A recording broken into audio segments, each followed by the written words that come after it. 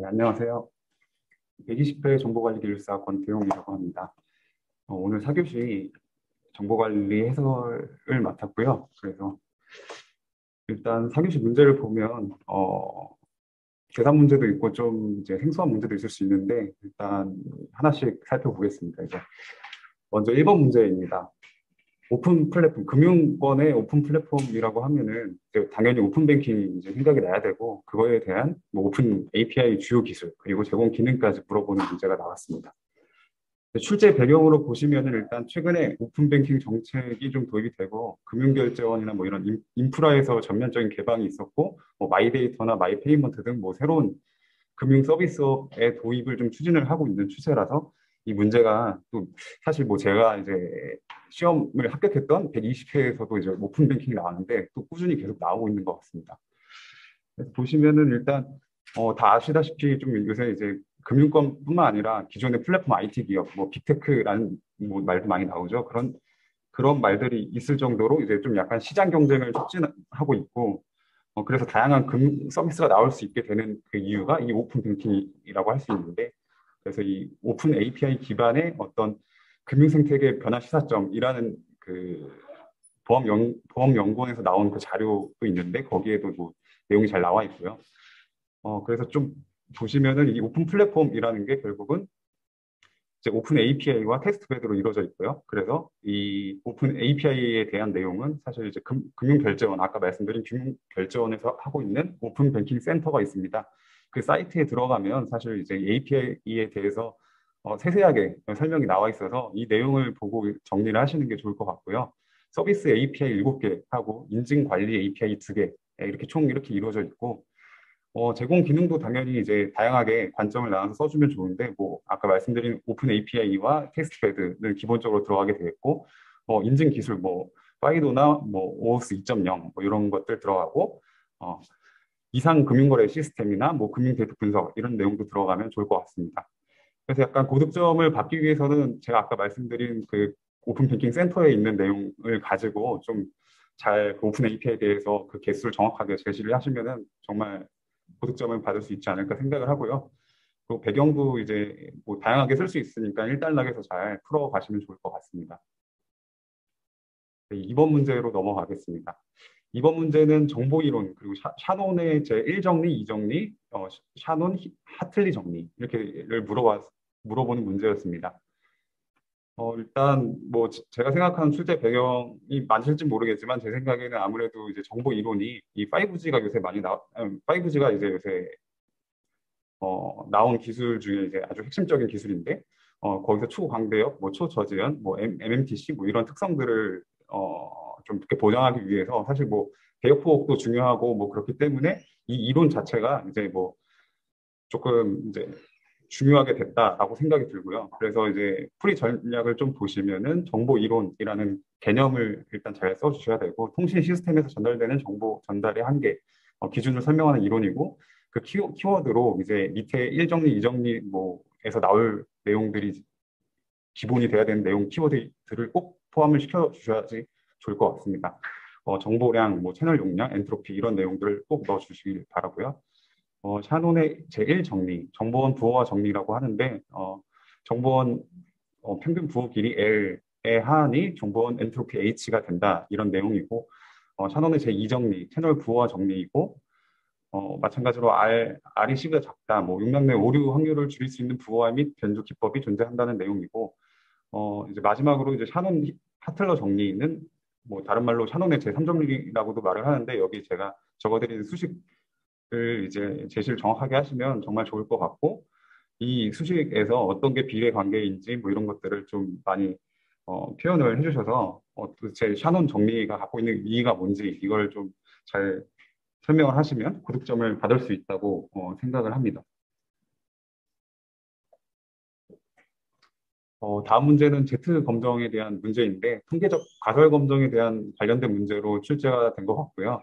통계적 가설 검정에 대한 내용은 많이들 공부를 하시고 이제 관련된 문제들을 많이 공부를 하실 텐데 이 Z 검정에 대한 내용이 계산 문제이다 보니까 아무래도 정답을 정확하게 맞추는 게 중요할 것 같고 계산 문제에 약하신 분들은 선택을 못 하실 것 같아요. 그래서 모집단 평균과 뭐 표준 편차가 얼마라는 것이 알려져 있을 때 새롭게 조사된 표본의 평균이 모집단 평균과 같은지 추정하는 검정을 지금 문제로 나온 건데 이 모집단 평균과 모집단 표준 편차 매기 변수를 이용해서 계산하는 이 식이 나와 있고 이 식에 맞춰서 그 제시된 그 문제들을 잘 분석을 해서 정답을 잘 도출하면 고득점을 충분히 받을 수 있는 문제라고 생각합니다. 이 문제는 이후에 해설지를 좀 참고해 주시면 좋을 것 같습니다. 네, 그리고 4번 문제, 이제 방향성 비순환 그래프라는 문제입니다. 일단 이 출제된 그 배경을 보면은 블록체인 시대를 이끌 블록체인 3.0 단계 기술로 부각이 되고 있기 때문에 이 원리가 조금 중요하다 생각해서 출제가 된 게 아닌가 싶습니다. 보시면은 뭐 블록체인 1.0 다들 알다시피 비트코인이 등장했고 2.0 때 스마트 컨트랙트, 뭐 이제 3.0 때 지금 이 나온 방향성 비순환 그래프 기반의 어떤 탈중앙화 보안, 뭐 공개 장부 이런 내용들이 네, 자연스럽게 연결해서 가져가시면 좋을 것 같고요. 방향성 비순환 그래프라는 이 배그라고도 하는데 이 개념은 이제 포인트만 집어서 방향이 하나다, 순환이 없다, 그래프다. 이 세 가지의 개념을 잘 표현을 해주시면 좋을 것 같고 특징도 물어봤으니까 이 그래프에 대한 특징, 이 G는 VE, V는 노드고 E는 V는 정점이고 E는 그렇죠. V가 노드고 E가 정점이죠.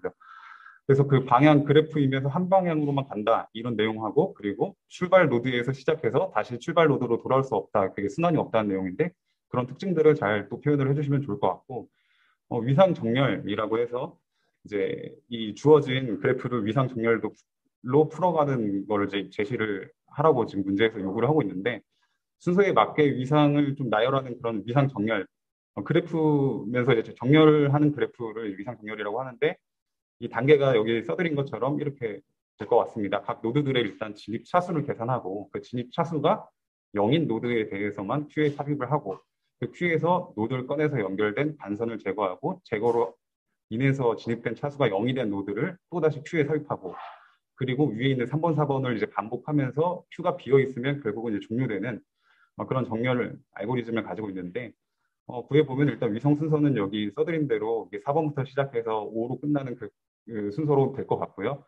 고득점이 되기 위해서는 당연히 이 정확한 답을 제시해야 되는 거고 이 위성 순서라는 게 이제 보시면은 그래프가 이제 나타났는데 이 그래프를 되게 가시성 있게 잘 표현을 해주시면서 하는 게 좀 중요하다고 생각이 들고요. 위상 정렬이 성립을 하려면 이 대그여야 된다. 이 방향성 비순환 그래프여야 된다라는 이 관계를 제시해 주는 것도 하나의 이제 고득점 포인트가 될 수 있을 것 같습니다. 순환이 있는 그래프라면 이제 진입 차수가 0인 정점은 없지만 정점이 남게 되기 때문에 순환이 없는 이 비순환 그래프인 이 대그여야 한다라는 그 관계를 정확히 제시를 해주시는 것도 하나의 차별화 전략이 될 수 있을 것 같습니다. 5번 문제, 이제 절차 지향 프로그래밍과 객체 지향 프로그래밍에 대해서 비교를 하시오 하는 문제인데, 보시면은 이제 객체 지향 프로그래밍 이전에 뭐 절차 지향 프로그래밍이 있었으니까 이 관련된 문제는 되게 많이 나왔던 것 같아요. 근데 이제 비교하는 문제로 한 번 더 출제를 한 것 같고, 고전적인 문제이면서 비교하는 문제로 한 번 더 출제를 한 것 같고, 풀이는 당연히 이제 뭐 절차 지향에 대한 그 키워드, 뭐 절차대로 프로시저가 중요한 거죠. 실행 순서가 중요한 거고, 객체는 객체, 클래스 뭐 이런 게 중요한 거고, 여기 이제 제시드렸던 것, 해드린 것처럼 이렇게 표에 잘 표현을 해서 제시를 한다면은 좀 기본 점수는 받을 수 있지 않을까라고 생각이 들고, 제 개인적으로 생각을 할 때는 좀 가능하다면은 그 두 가지를 좀 코드 레벨에서도 차이를 보여주면서 조금 마지막에 이렇게 제시를 하면 좋지 않을까라고 생각이 들어서 뭐 쉽지는 않을 것 같은데 해설지를 만들 때 참고해서 한번 만들어 볼 테니까 참고해 주시면 좋을 것 같습니다. 그 마지막 문제, 이제 퍼드 모델에 대해서 묻는 6번 문제인데요. 일단 이 6번 문제를 보시면은 사실 기존의 그 산업제어 시스템 보안이라고 하면 사실은 이 스카다라고 하죠. 그래서 그 스카다에서 있었던 그 보안 이슈라고 하면 제일 인기 있는, 제일 유명한 보안 이슈가 되게 옛날에 났던 스탁스넷 이런 게 있었고, 스탁스넷 같은 게 있었고, 사실 그런 거는 이제 이 산업제어 시스템이 폐쇄망에 있었기 때문에 스택스넛이라는 게 이제 뭐 USB를 활용해서 폐쇄망을 이제 들어가서 뭐 물리적으로 좀 접근을 하는 그래서 악성 코드를 감염시키는 뭐 그런 문제였는데 사실 최근에 들어서는 이제 좀 IT 기술과 OT 기술이 조금 융합이 되고 이 산업 데이터들의 이 데이터 활용이 많이 필요해지면서 좀 이, 이 폐쇄망이라는 데에만 이제 가둬놓을 수 없고 이제 뭔가 오픈될 수밖에 없다 이런 느낌으로 좀 동향이 흘러가고 있고요. 그래서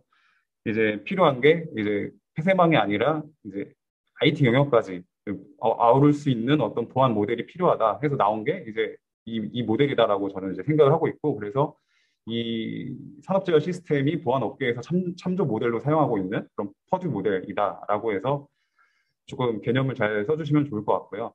이 계층에 대해서도 이제 물어봤으니까 이 계층에 대해서도 잘 나와 있습니다. 여기 지금 제시된 것처럼 잘 나와 있고 이 5레벨부터 0레벨까지 정확하게 제시를 해주시면서 이제 좀 가시성 있게 제시를 해주시는 게 좋을 것 같고 여기서 중요한 거는 IT 영역과 OT 영역 그리고 그 사이에 있는 인더스트리얼 DMZ, DMZ 존이라는 게 좀 중요할 것 같고요.